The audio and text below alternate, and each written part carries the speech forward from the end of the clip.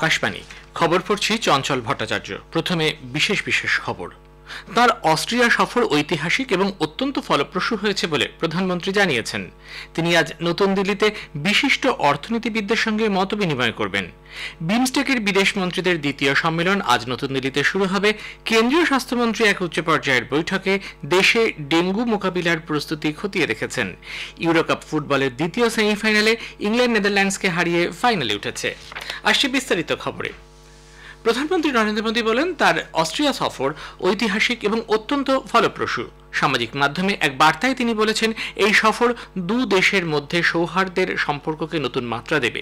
ভিয়েনায় বিভিন্ন অনুষ্ঠানে অংশ নিয়ে তিনি আনন্দিত। শ্রী মোদী চ্যান্সেলর কার্ল মেয়ার, অস্ট্রিয়ার সরকার এবং জনগণকে তাদের আতিথেয়তা এবং উষ্ণতার জন্য কৃতজ্ঞতা জানান।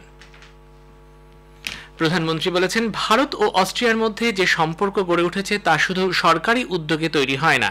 এই সম্পর্ককে শক্তিশালী করতে জনগণের অংশগ্রহণও সমানভাবে গুরুত্বপূর্ণ। ভিয়েনায় ভারতীয় সম্প্রদায়ের উদ্দেশ্যে বক্তব্য রাখার সময় তিনি বলেন, ভারত এবং অস্ট্রিয়া ভৌগোলিকভাবে দুটি ভিন্ন প্রান্তে অবস্থিত, তবে উভয় দেশের মধ্যে অনেক মিল রয়েছে। গণতন্ত্র আমাদের দুই দেশকে এক জায়গায় নিয়ে এসেছে। স্বাধীনতা, সাম্য, বহুত্ববাদ এবং আইনের শাসনের মেনে চলা আমাদের অভিন্ন মূল্যবোধ। উভয় দেশই বহু সাংস্কৃতিক। लोकतंत्र और रूल ऑफ लॉ जैसे मूल्यों में साझा विश्वास हमारे संबंधों की मजबूत नींव है। आपसी विश्वास और शेयर्ड इंटरेस्ट से हमारे रिश्तों को बल मिलता है। हमने आपसी सहयोग को और मजबूत करने के लिए नई संभावनाओं की पहचान की है। প্রধানমন্ত্রী বলেন, অভিন্ন মূল্যবোধের প্রতিফলনের একটি বড় মাধ্যম নির্বাচনী প্রক্রিয়া। অস্ট্রিয়ায় কয়েক মাসের মধ্যে নির্বাচন হবে। ভারতের মানুষ সম্প্রতি গণতন্ত্রের উৎসব উদযাপন করেছেন। সাম্প্রতিক নির্বাচনে ভারতে 65 কোটি মানুষ ভোট দিয়েছেন। এটি ভারতের নির্বাচনী গণতন্ত্রের শক্তি। প্রধানমন্ত্রী বলেন যে, ভারত বিশ্বকে বুদ্ধ দিয়েছে, যুদ্ধ নয়। ভারত বিশ্বকে সবসময় শান্তি ও সমৃদ্ধির পথ দেখিয়েছে। 41 বছর পর ভারতের কোন প্রধানমন্ত্রী অস্ট্রিয়া সফরে গেলেন। ভারত ও অস্ট্রিয়া পারস্পরিক বন্ধুত্বের 75 বছর উদযাপন করেছে। প্রধানমন্ত্রী নরেন্দ্র মোদী আজ নতুন দিল্লিতে বিশিষ্ট অর্থনীতিবিদদের সঙ্গে মত বিনিময় করবেন। কেন্দ্রীয় বাজেটের জন্য তাদের মতামত ও পরামর্শ গ্রহণ করবেন তিনি। নীতি আয়োগের ভাইস চেয়ারম্যান সুমন বেরি এবং অন্যান্য সদস্যরা এই বৈঠকে অংশ নেবেন। উল্লেখ্য, সংসদের বাজেট অধিবেশন চলতি মাসের 22 তারিখ শুরু হবে। পরদিন 23 তারিখ কেন্দ্রীয় অর্থমন্ত্রী নির্মলা সীতারামন লোকসভায় 2024-25 অর্থবর্ষের কেন্দ্রীয় বাজেট পেশ করবেন।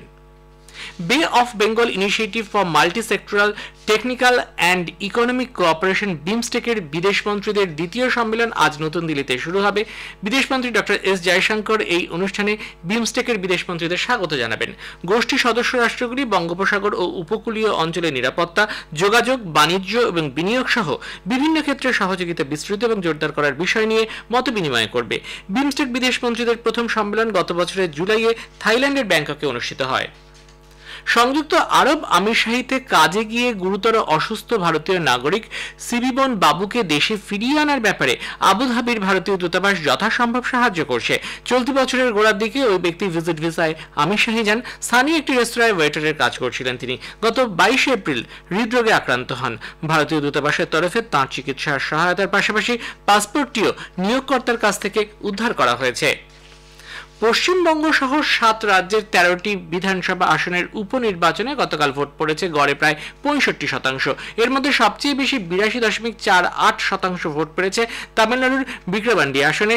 সবচেয়ে কম 50%-এর কাছাকাছি ভোট পড়েছে উত্তরাখণ্ডের বদ্রীনাথে। ত্রিপুরায় ত্রিস্তর পঞ্চায়েত নির্বাচনের আনুষ্ঠানিক বিজ্ঞপ্তি জারি হচ্ছে আজ। ওই রাজ্যের নির্বাচন কমিশনার শরদিন্দু চৌধুরী গতকাল আগরতলায় সাংবাদিক সম্মেলনে ত্রিস্তর পঞ্চায়েত নির্বাচনের নির্ঘণ্ট ঘোষণা করেন। নির্ঘণ্ট অনুযায়ী নির্বাচনের ভোট গ্রহণ আগামী 8ই আগস্ট, গণনা 12ই আগস্ট। মোট আসন রয়েছে 6,900-এরও বেশি। এর মধ্যে 8টি জেলা পরিষদের আসন রয়েছে 116টি, 35টি পঞ্চায়েত সমিতিতে আসন 423টি এবং 606টি গ্রাম পঞ্চায়েতে মোট আসন 6,372টি। মোট ভোটদাতার সংখ্যা 12,95,000-এর বেশি।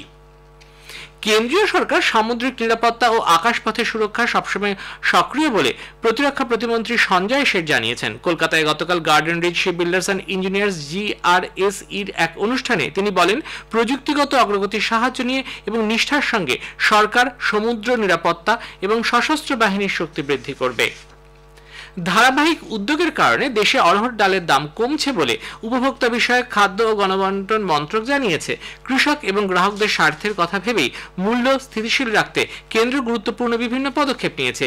এই উদ্যোগের ফলে অড়হরের ডালের পাইকারি মূল্য ইন্দোরে 3.12% এবং দিল্লির বাজারে 1.08% হ্রাস পেয়েছে। পর্যাপ্ত বৃষ্টি হলে মধ্যপ্রদেশ, অন্ধ্রপ্রদেশ, উত্তরপ্রদেশ, রাজস্থান, তামিলনাড়ু এবং মহারাষ্ট্রের মতো রাজ্যগুলিতে ডালের উৎপাদন বাড়বে বলে আশা করা হচ্ছে।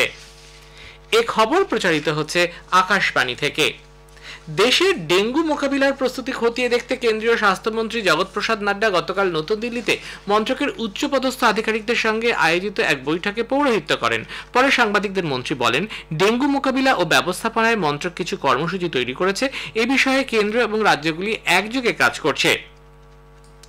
হাসপাতালগুলিতে ডেঙ্গু ওয়ার্ড তৈরি, 24 ঘন্টা চিকিৎসা পরিষেবা দেওয়া এবং বিভিন্ন স্কুলে এই মশাবাহিত রোগ মোকাবিলায় সতর্ক করার জন্য নির্দেশ দেওয়া হয়েছে। বর্তমানে যেসব জেলা ও রেফারেল হাসপাতালকে মেডিকেল কলেজে রূপান্তরিত করা হয়েছে সেগুলি আগের মতোই কেন্দ্রীয় সরকারের কাছ থেকে অর্থ সাহায্য পাবে বলে স্বাস্থ্য ও পরিবার কল্যাণ মন্ত্রক জানিয়েছে। রাজ্য ও কেন্দ্রশাসিত অঞ্চলগুলিকে এই মর্মে চিঠি দিয়েছেন স্বাস্থ্য সচিব অপূর্ব চন্দ্র। জেলা হাসপাতালগুলিতে নতুন মেডিকেল কলেজ খোলার জন্য কেন্দ্রীয় অর্থ সাহায্যের প্রকল্প 2014 সালে শুরু হয়। উত্তরপ্রদেশে গত 24 ঘন্টায় 22 জনের মৃত্যু হয়েছে। মুখ্যমন্ত্রী যোগী আদিত্যনাথ আজ তরাই অঞ্চলের শ্রাবস্তি জেলায় বন্যা দুর্গত এলাকা পরিদর্শন করবেন। আকাশবাণীর সংবাদদাতা জানাচ্ছেন, প্রতাপগড়ে 11 জন, সুলতানপুরে 6 জন এবং চান্দৌলি জেলায় বজ্রপাতে 5 জনের মৃত্যু হয়েছে। গোন্ডা থেকে মাইলানি জংশনের সংযোগকারী রেলপথ জলের তলায়। বারাবাঁকি থেকে গোন্ডা, বাহরাইচ এবং নেপাল সীমান্তবর্তী জেলাগুলির সঙ্গে সংযোগ রক্ষাকারী এলগিন সড়কের সেতুতে ফাটল দেখা দিয়েছে। ত্রাণ ও উদ্ধারকারী দল 10,000-এর বেশি মানুষকে নিরাপদ স্থানে সরিয়ে নিয়ে গেছে। অমরনাথ তীর্থযাত্রীদের আরও একটি দল জম্মুর ভাগবতী নগর যাত্রী নিবাস থেকে পবিত্র গুহা মন্দিরের উদ্দেশ্যে রওনা হয়েছে। আজ সকালে 191টি গাড়িতে 4,885 জন তীর্থযাত্রী অমরনাথজির মন্দিরের উদ্দেশ্যে রওনা দিয়েছেন। 1894 জন বালতালের পথে এবং 2,991 জন পাহেলগাঁওয়ের পথে যাবেন। ফৌজদারি আইনের 125 নম্বর ধারার আওতায় মুসলিম মহিলারা বিবাহ বিচ্ছেদের পর তার স্বামীর কাছ থেকে খোরপোশ দাবি করতে পারেন বলে শীর্ষ আদালত জানিয়েছে। এই ধারার অধীনে বিবাহ বিচ্ছিন্ন স্ত্রীকে খোরপোশ না দেওয়ার জন্য প্রাক্তন এক স্বামী শীর্ষ আদালতের দ্বারস্থ হয়েছিলেন। বিচারপতি BD নাগারত্ন এবং বিচারপতি আগাস্টিন জর্জ মাসির বেঞ্চ সেই আবেদন খারিজ করে দিয়ে বলেছেন, মুসলিম মহিলা বিবাহ বিচ্ছেদ অধিকার সংরক্ষণ আইন 1986 সেকুলার আইনের ঊর্ধ্বে উঠতে পারে না। বিজেপি সর্বোচ্চ আদালতের এই রায়কে স্বাগত জানিয়েছে। নতুন দিল্লিতে দলের মুখপাত্র সুধাংশু ত্রিবেদী সাংবাদিকদের বলেছেন, এই রায়ের ফলে প্রত্যেক ধর্মের মহিলারাই সমানাধিকার পাবেন এবং মুসলিম মহিলাদের বড় রকমের স্বস্তি এনে দেবে। 1985 সালে শাহবানু মামলার প্রসঙ্গ উল্লেখ করে তিনি অভিযোগ করেন, কংগ্রেস যখনই ক্ষমতায় এসেছে তখনই তারা সংবিধানের ওপর আক্রমণ হেনেছে। এই মামলায় শীর্ষ আদালত মুসলিম মহিলাদের খোরপোশের অধিকার দিলেও সেই রায়কে বাতিল করে কংগ্রেস সংবিধানের অমান্য করেছে। ইংল্যান্ড উয়েফা ইউরো কাপ ফুটবলের ফাইনালে উঠেছে। ডর্টমুন্ডের দ্বিতীয় সেমিফাইনালে ইংল্যান্ড 2-1 গোলে নেদারল্যান্ডসকে হারিয়ে দেয়। ইংল্যান্ডের পরিবর্তে খেলোয়াড় ওলি ওয়াটসকিন খেলায় 90 মিনিটের মাথায় জয়সূচক দ্বিতীয় গোলটি করেন। নেদারল্যান্ডসের পক্ষে 7 মিনিটের মাথায় জাভি সিমস গোল করে দলকে এগিয়ে দেন। ইংল্যান্ডের অধিনায়ক হ্যারি কেন পেনাল্টি থেকে গোল করে খেলায় সমতা ফেরান। আগামী 15 জুলাই ইংল্যান্ড ফাইনাল ম্যাচে স্পেনের মুখোমুখি হবে। ভারতের শ্রীরাম বালাজি এবং তার ইকুয়েডরের সঙ্গী গঞ্জালো এসকোবার গত সন্ধ্যায় জার্মানির ব্রাউন্সভেগে ব্রাভো ওপেন টেনিস চ্যালেঞ্জার্সের পুরুষদের ডাবলসের কোয়ার্টার ফাইনালে পৌঁছেছেন।